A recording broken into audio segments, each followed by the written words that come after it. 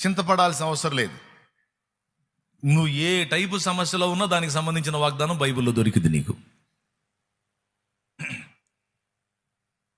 నువ్వు అన్యాయం పొందావు అనుకో ఎదుటోళ్ళ ద్వారా, నేను నీకు న్యాయము తీర్తును అంటాడు.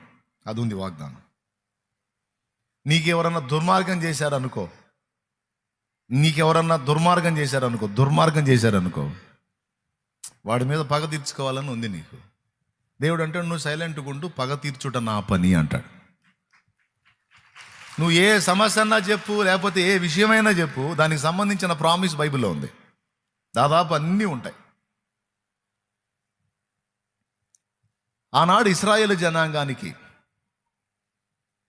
వాగ్దానం చేసినటువంటి ఆ వాగ్దాన భూమి, పాలు తేనెలు ప్రవహించేటువంటి భూమిలో వాళ్ళని చేర్చాడు కదా. చేర్చాడా చేర్చలేదా?